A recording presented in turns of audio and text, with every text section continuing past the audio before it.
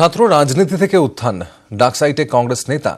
উত্তরের এক জেলা থেকে কলকাতা হয়ে নয়াদিল্লি, রাজ্য থেকে জাতীয় রাজনীতির আঙ্গিনায় অবাধ বিচরণ। একটা সময় বামেদের সঙ্গে সমন্বয়ে গুরুত্বপূর্ণ ভূমিকা নেন তিনি। জানেন কে সেই সাংসদ?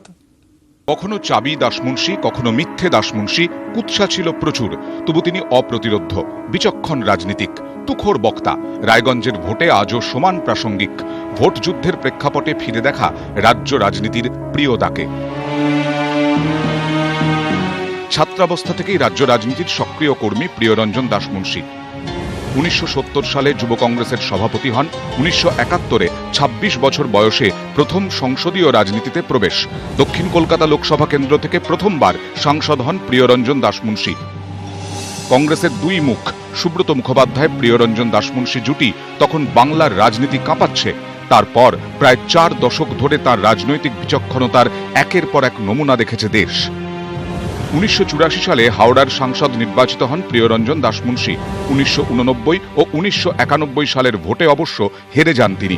1996 সালে ফের হাওড়ার সাংসদ।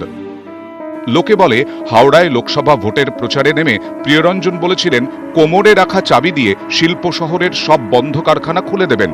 সেই থেকে তিনি হাওড়ার চাবি দাসমুন্সি। 1999 সালে কেন্দ্র বদল, এবার ভোটযুদ্ধ ঘরের মাঠেই। 1999 সালে রায়গঞ্জ থেকে সাংসদ নির্বাচিত হন ভূমিপুত্র প্রিয়রঞ্জন দাসমুন্সি। 2004 সালেও ফের রায়গঞ্জের সাংসদ। প্রিয়রঞ্জন আজও রায়গঞ্জের আবেগের নাম। দাসমুন্সি একটা আমাদের কাছে একটা আবেগ। প্রিয়রঞ্জন দাসমুন্সি এই জেলাটাকে ভারতবর্ষের মানচিত্রে এক জায়গায় পৌঁছে দিয়েছিল। রায়গঞ্জে ব্রডগেজ লাইন থেকে গোয়ালপুকুরের ঘরে ঘরে বিদ্যুৎ। রায়গঞ্জের উন্নয়নে তাঁর অবদান অনস্বীকার্য। প্রতিশ্রুতি ছিল রায়গঞ্জে তৈরি হবে এইমস, সেই স্বপ্ন অপূর্ণই থেকে গেল। আক্ষেপ জেলা কংগ্রেস নেতৃত্বের। প্রিয়রঞ্জন দাসমুন্সি অসুস্থ পড়লেন, তখন ক্যাবিনেটে পাশ হলো 823 কোটি টাকা এইমস।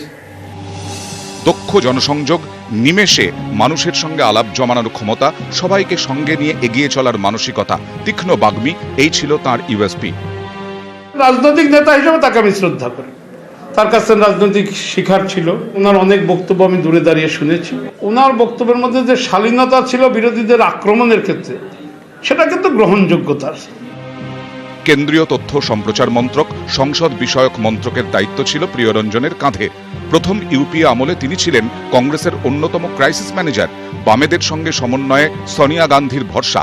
ইন্দিরা থেকে সোনিয়া, অটল বিহারী থেকে করুণানিধি, সব নেতার কাছেই পছন্দের ব্যক্তিত্ব। আজকে যেখানে আমাদের সাথে কংগ্রেসের সমঝোতা হয়েছে কি হয়নি, এটাও যখন পরিষ্কার নয়, সেই জায়গায় দাঁড়িয়ে তার উপস্থিতি নিশ্চয়ই অনেকটা কাউন্টেবল হতো, কোনো সন্দেহ নেই। প্রিয়রঞ্জন দাসমুন্সি অসুস্থ হওয়ার পর 2009 সালে রায়গঞ্জের সাংসদ হন তাঁর স্ত্রী দীপা দাসমুন্সি। এবারেও প্রার্থী তিনি, ভরসা সেই প্রিয়দা। প্রিয়রঞ্জন দাসমুন্সি চলে যাবার পরে এবার প্রথম নির্বাচন হচ্ছে এবং এটা আমাদের জন্য খুব একটা বিশাল চ্যালেঞ্জের ব্যাপার। 2008 সালে হৃদরোগে আক্রান্ত হয়ে কোমায় চলে যান প্রিয়রঞ্জন। দীর্ঘ 9 বছর চিকিৎসার পর 2017 সালের 20 নভেম্বর শেষ হয় পথ চলা। প্রিয়রঞ্জন আজ নিজেই ট্রেডমার্ক।